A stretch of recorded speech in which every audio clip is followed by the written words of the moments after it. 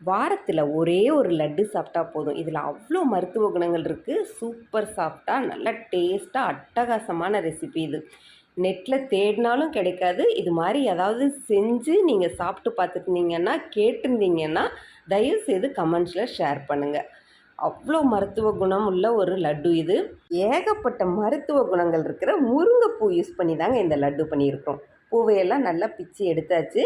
இதில் குட்டி குட்டி பூச்சியெல்லாம் இருந்தது. அதனால் நான் நல்லா தண்ணியை கொதிக்க விட்டுட்டு அதில் போட்டு எடுத்துக்கிட்டேன். ரொம்ப நேரம் வைக்க வேண்டாம், நல்லா மிக்ஸ் பண்ணி விட்டுட்டு எடுத்துருங்க. ரொம்ப நேரம் வைக்க தேவையில்லை.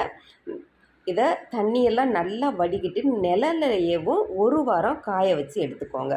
நல்லா சலசலன்னு காஞ்சிருச்சுன்னா நமக்கு கெட்டு போகாமல் இருக்கும் லட்டு. ஒரு கப் அளவுக்கு வெள்ளை எள் எடுத்துருக்குறோம். நீங்கள் கருப்பு எள்ளும் யூஸ் பண்ணிக்கலாம். இதை வறுத்துக்கலாம். எள்ளையும் ஏகப்பட்ட மருத்துவ குணங்கள் இருக்குது. பெண் குழந்தைங்களுக்கெல்லாம் கண்டிப்பாக கொடுக்க வேண்டிய ஒன்று. போன்ஸ்க்கெல்லாம் நல்லா ஸ்ட்ரென்த்தன் கொடுக்கும். இது நல்லா பொரிஞ்சதும் எடுத்து வச்சுருங்க. ஒரு கப் அளவுக்கு வேர்க்கடலை சேர்த்துருக்குறோம். வறுத்த வேர்க்கடலை தான் ஒன்று சூடு பண்ணிக்கலான்னு சொல்லி சேர்த்துருக்குறோம். வேர்க்கடலையில் ஏகப்பட்ட ப்ரோட்டீன்ஸ் இருக்குங்கிறது எல்லாருக்கும் தெரிஞ்சிருக்கும் தான். வாசனைக்காக 7-8 ஏலக்காய் சேர்த்துருக்குறோம். இது சூடு பண்ணிட்டோன்னா நம்ம அரைக்கிறப்ப ஈஸியாக இருக்கும். அதனால் நான் இதிலையே சேர்த்துட்டேன். சேர்த்த பொருள் ஒவ்வொன்றுமே சத்தானது. 3 டீஸ்பூன் அளவுக்கு நெய் சேர்த்துருக்குறோம். நான் பாதாமும் முந்திரி பருப்பும் வறுத்தெடுக்க போகிறேன். உங்களுக்கு தேவையான அளவு நீங்கள் சேர்த்துக்கலாம். முருங்கைப்பூ கிடைக்கிறது ரொம்ப ரொம்ப ரேர். அதனால தான் நான் வாரத்தில் 1 எடுத்துக்கலான்னு சொல்லியிருக்கிறேன். உங்களுக்கு நிறைய கிடைச்சதுன்னா டெய்லி 1 கூட சாப்பிட்லாம்.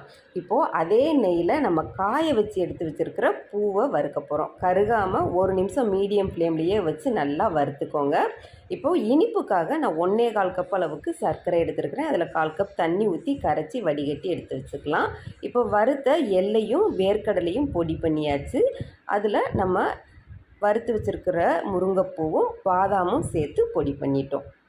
எள்ளும் வேர்க்கடலையும் நல்லா பொடி பண்ணிவிட்டு லாஸ்ட்டில் முருங்கைப்பூ சேர்த்து ஒரு 2 நிமிஷம் நம்ம போட்டு எடுத்தால் போதும். இப்போ நான் முந்திரி பருப்பை உடச்சி இதுக்குள்ளே சேர்த்துட்டேன். வடிகட்டி எடுத்து வச்சுருக்கிற சர்க்கரையை இது கூட சேர்த்துருக்குறோம். உங்களுக்கு நல்ல சுத்தமான வெல்லம் கிடைச்சதுன்னா அதை துருவி போட்டு கூட நீங்கள் அரைச்சிக்கலாம். இனிப்பு உங்களோட டேஸ்ட்டுக்கு ஏற்ற மாதிரி நீங்கள் அட்ஜஸ்ட் பண்ணிக்கோங்க. இப்போ நம்ம கரைச்சி ஊற்றுனதுனால கொஞ்சம் லூஸாக இருக்கிற மாதிரி இருக்குது. அதனால் நான் 1/4 கப் அளவுக்கு பொட்டுக்கடலை மாவு சேர்த்துருக்குறேன். கை பொறுக்கிற சூடு இருந்ததுன்னா நம்ம கையிலேயே நல்லா மிக்ஸ் பண்ணிக்கலாம்.